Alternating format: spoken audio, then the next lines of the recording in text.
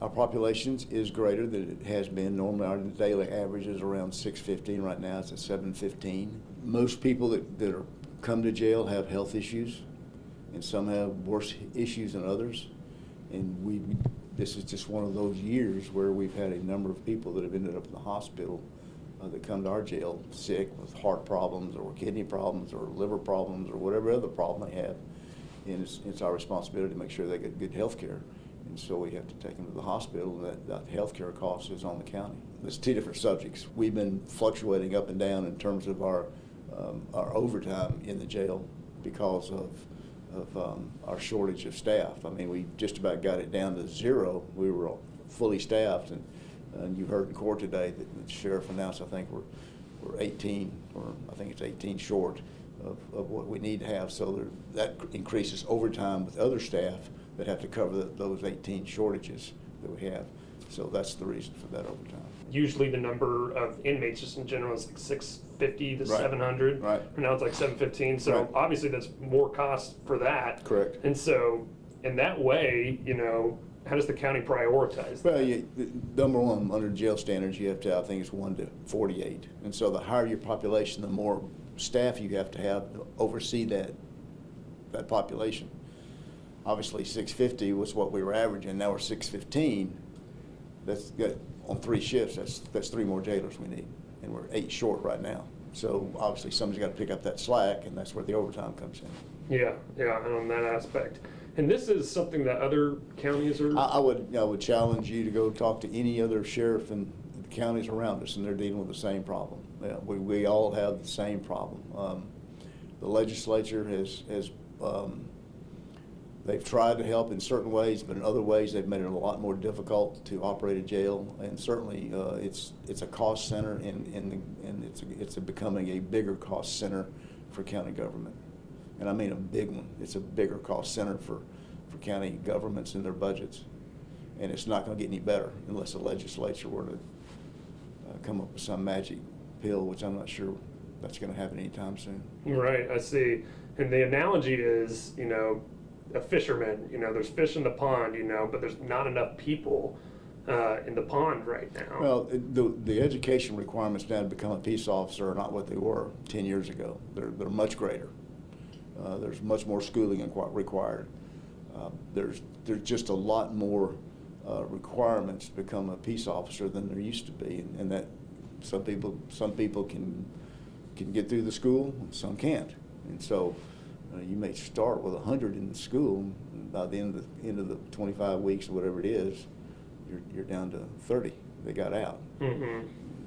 So for a temporary solution, I mean, the word is, hey, like if these qualifications suit you, if this is something you want to do, like, come on out, we need you. Right now. No question about it. I mean, it's an opportunity. In most law enforcement agencies, they will start their staff in the jail. It's kind of to understand exactly what it's like to be a peace officer in dealing with jail inmates on your way going through school. I think we've got 3 or 4 that are going through police academy right now. They're serving as jail detention officers. And so it's part of the training, part of the process. It is what it is. That's all I can say. It just is what it is. And if we had less people coming to jail, that would certainly help. But I've been here a long time, and that number stays pretty constant. It doesn't go down. It maybe stays around the 600s, but occasionally it goes over 700 like it is now, and it'll come back down. But it's only going to come down so far. It's never going to, it'd be great to have 0, but that's never going to happen. That's not reality. What's the strain on the county having to transfer budgets and approve It's tremendous financial strain. I mean, it's the sheriff and I talk all the time about it. Is the cost to operate a sheriff's department in any county, not just this county, but any county. It's probably one of the top budget items that every county judge deals with in the budget process. There's so many moving parts. There's so many people that work in the sheriff's department, be it on the street or in detention officers. And there's so many state statutes that we have to adhere to that it makes it a very challenging part of the budget system and county government as a whole. The costs are not going down, they're going up. And the legislature continues to do things that restrict our revenues. And so there's there, at some point in time, the two are going to cross where it's the problem's not going to get better. Potentially looking at buying a property from LISD. I Yes. believe this is behind Judson Middle School. Correct. Okay. Right. Yeah, I think it's about a 2.5, 3 acre tract we're buying from LISD. Our plan is to put our agricultural extension agency out there in the country. A little more land to work with and the kids.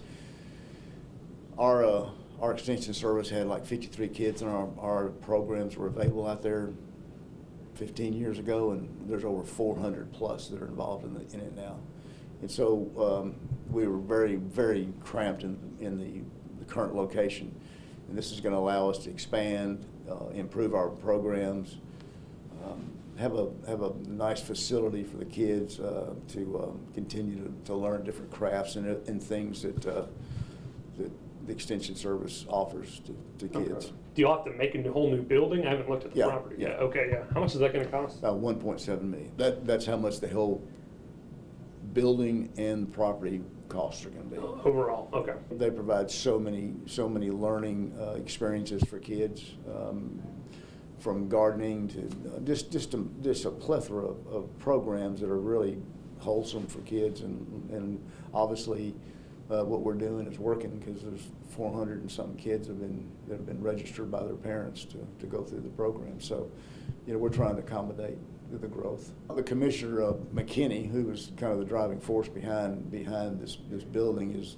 very close to the ag extension in terms of, and he runs cattle. He's been involved with the Agricultural Extension Service most of his career, and as a commissioner, he's the liaison between them and the court. And he's been talking about this project for a number of years. Okay. And Okay. we finally tried to get it on this last year's budget, so it's in.